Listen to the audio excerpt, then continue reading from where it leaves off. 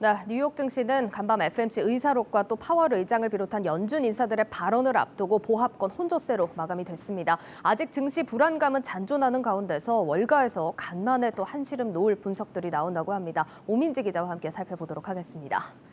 오 기자, 요즘 미국 시장 분위기가 조금씩 바뀌고 있다고요? 네, 사실 얼마 전까지만 해도 이 원달러 환율 1,500원을 돌파하는 것 아니냐 이런 우려까지도 제기가 됐었는데 이제는 이 킹달러의 위협에서 조금은 좀 벗어난 모습입니다. 현지 시간으로 29일 블룸버그 통신은요, 미국 달러화가 약세를 보일 것이다 이런 배팅이 늘고 있다고 전했습니다.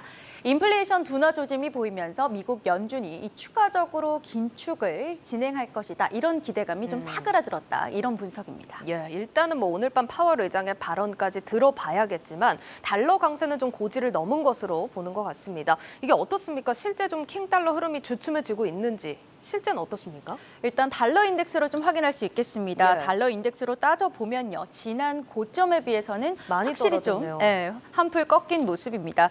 지난 9월 말에 114.10을 기록했는데요. 계속해서 좀 하락세를 보이면서 현재는 106선에 좀 안착해 있는 모습입니다. 이 달러와 약세에 베팅하는 포지션도 늘어났습니다. 2021년 7월 이후 최대입니다.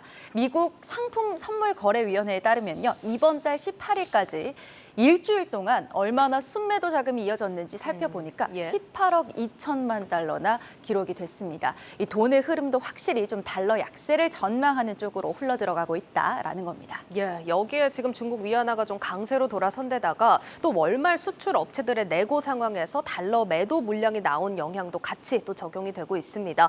어쨌든 이게 정말 달러 약세로 전환을 한 거면 시장에서도 좀 반응이 나타나고 있겠네요. 네, 금융시장에서도 이 금리의 변화를 금리가 좀 변화될 것이다라는 걸 빠르게 좀 감지하고 있습니다. 국내외 금융기관들 사이에서 거래되는 하루짜리 이 초단기 외화 대출 금리도요.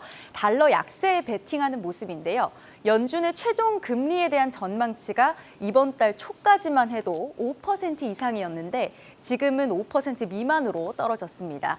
미국 국채 시장에서도 한때 4%를 넘어섰던 이 10년물 국채 금리가 3.7%로 이제는 좀 진정세를 보이고 있습니다. 예, 오늘 뭐 여러 가지 요인들이 좀 적용이 된 것 같은데 돈의 흐름도 또 시장 반응도 달러 약세에 좀 많이 기울고 있는 모습입니다.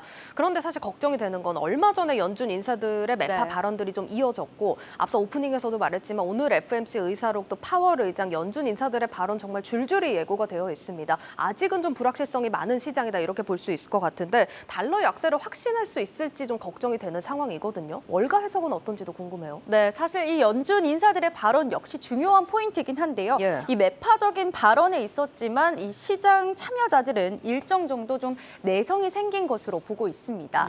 또 무엇보다 이제 시장에서 나타나고 있는 지표들이 인플레이션이 잡히는 모습을 속속 보여주지 않았습니까? 그러면서 이제는 연준도 긴축의 브레이크를 밟아야 할 때다. 이런 관측이 좀 우세해졌다. 이렇게 월가는 보고 있습니다.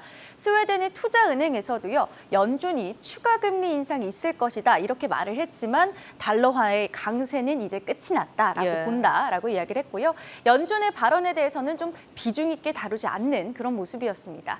그러면서 이제는 올해 큰 낙폭을 보였던 아시아 통화가 드디어 만회의 기회가 올 것이다 라면서 투자자들이 눈을 돌릴 필요가 있다고 조언했습니다. 예, 정말 간만에 반가운 소식입니다. 일단 달러 강세가 사그라지면서 자연스럽게 신흥국 통화에 기대감이 좀 많이 작용을 하는 모습인데 사실 우리나라뿐만 아니라 제일 타격이 컸던 시장은 일본 엔화일 겁니다. 어떻게 좀 회복이 될까요? 어떻습니까? 네, 실제로 벌써 좀 아시아의 주요 통화들이 회복세를 보이고 있습니다. 한국과 중국, 또 홍콩, 대만, 인도 등 아시아의 주요국의 통화 가치를 달러와 비교한 지표, 이 블룸버그 JP모간 아시아 달러 지수도요, 회복세를 보였습니다. 이번 달에만 2.7% 상승하면서 지난 2016년 3월 이후 월간을 기준으로 했을 때 최대 상승폭을 보였습니다. 빠르게 화폐 가치가 회복하고 있다는 거죠.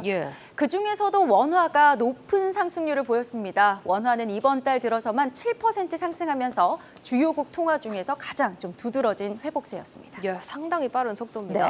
앞서서 이제 월가 전문가가 아시아 통화가 만회할 기회가 올 거다. 좀 이렇게 언급을 했습니다. 실제로 월가에서도 신흥국 시장에 대한 기대감이 정말 커지고 있나요? 네, 이런 목소리가 점차 더 많아지고 있고요. 아시아 시장으로 눈을 돌릴 때라고 조언을 이어가고 있는 모습입니다.